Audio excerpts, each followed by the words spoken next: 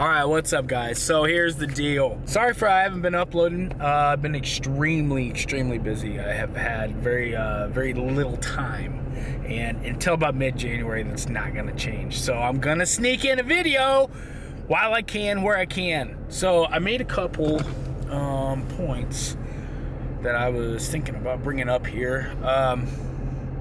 As you can see, it snowed, but it's really not enough.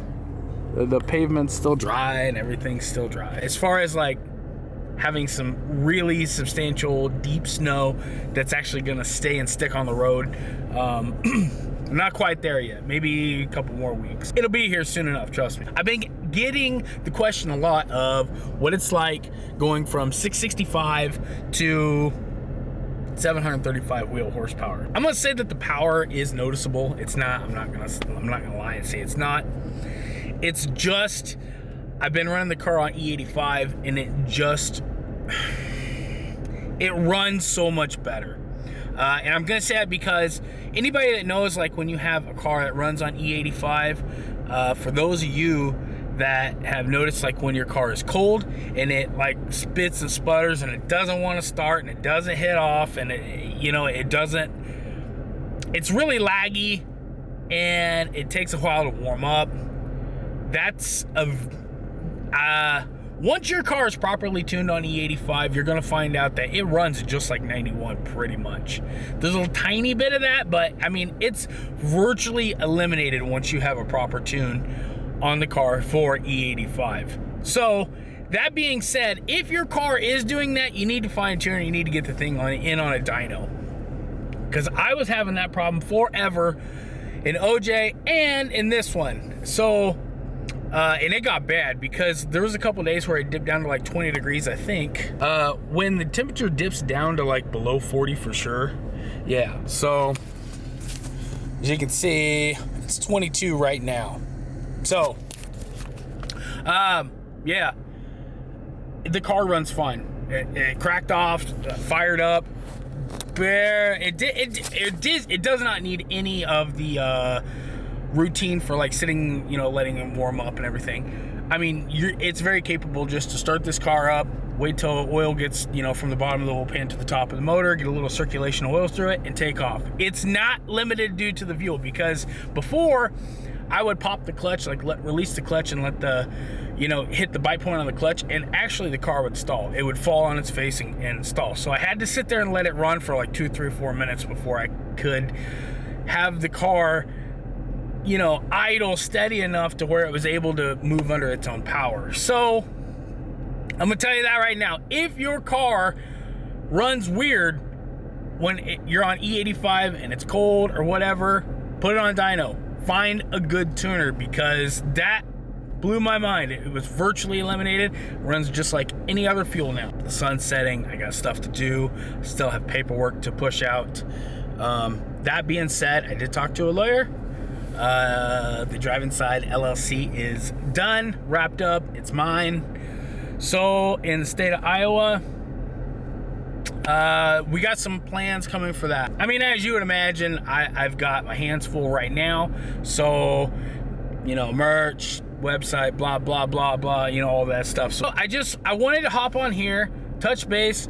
I miss kind of making these videos. So, like I said, my 9 to Survive has been keeping me extremely busy. But I did make a post in order to go heads cam, because I can't afford just to do everything at once. I was quoted heads cam to do it was like $12,000 to $14,000. So, and then you got everything on top of that. High side fuel pump, bigger injectors, auxiliary, the low side assist pump. I made the pull, didn't have massive turnout, but it's good enough to kind of get a gauge of where we're going. So we're gonna test, and we're gonna see how far we can push this factory long block. So I think that'll be cool. The factory blower and the factory heads cam, the whole geometry of the drivetrain. Let's hop out here.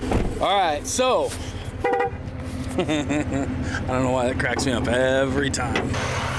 I did take the diverter off so you can kind of see. Here, I'll give you a view how much air and heat, but they did tell me that this connector is actually waterproof. So somewhere in here with the spade terminals and everything, the weather pack connector, I guess even though it is in the way of the rain diverter or whatever, or I'm sorry, the water travel actually hitting this mass airflow sensor connector, it's waterproof after all. So I'm gonna leave it off. What we are going to do is we're going to leave the stock long block. So I'm gonna leave the factory supercharger for now, and then we are going to leave the factory heads, the factory everything long block, the whole.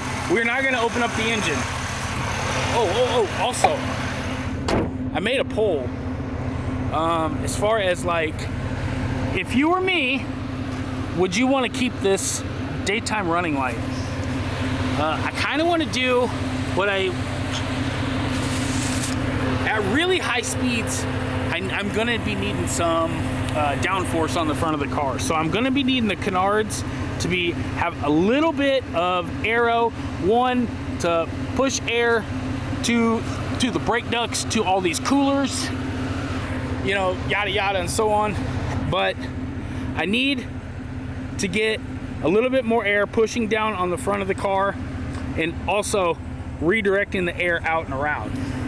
So if you guys would do me a favor, comment below, would you get rid of the daytime running lights? Because I'm going to use OE stuff, and I'm pretty sure, I haven't checked yet, but I might do a video on all the factory, if the bumper cover is the same, all the factory ZL1. So like the grill's gonna change, it'll have like skirts coming out for the front bumper, the entire splitter will change, and I'll do the canard. So it'll be like a ZL1 1LE front end conversion. And that's all I want, because I did watch another video on another channel, and it was the DSC, which is, it's the computer or the PROM that actually controls the magnetic ride. And I think it might have something to do with the ELSD, I'm not sure. I'm kind of happy and fortunate that I did not get a ZL1 1LE after I learned about this thing, because it actually, the PROM, and those of you, I believe what it is like an EE PROM instead you take out the factory PROM. But EEPROM, a PROM, for those of you who don't know, is a program read-only module.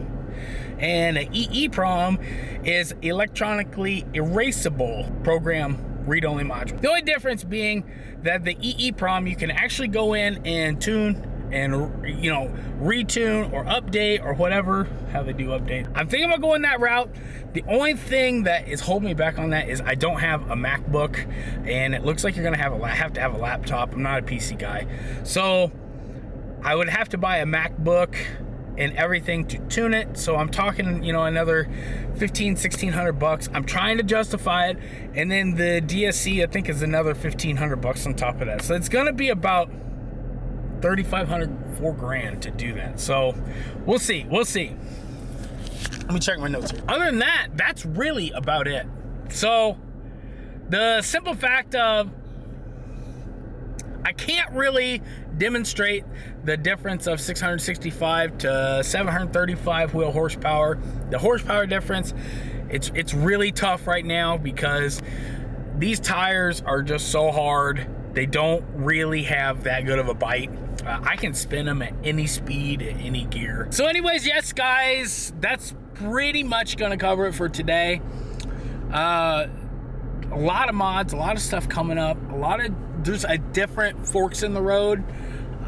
I've got so much of a budget, and I've got a lot of things to get done. So 2023 should be a pretty crazy year for me. If we can get everything up and off the ground and everything going, then this should be a pretty good year. All in all, that's really about it. The mag ride, do you think we should do the mag ride? I'm happy I got the 20-inch wheels now. I did a poll. We are going Supercar 3Rs to kind of try to compensate for the tire. We're going to go to a 100 tread wear tire. The magnetic ride, if you guys like to see me do a video on that, comment below. But yes, do you think that we should do a 1LE front end conversion? Other than that, I hope you guys are having an awesome day. Don't forget to comment. 2023 should be a pretty big year for us. So we got a lot of things in play. All right, you guys know what to do. Subscribe on your way out. I'll catch you guys on the next video. Till then, hope you guys have an awesome day. Take it easy. See ya.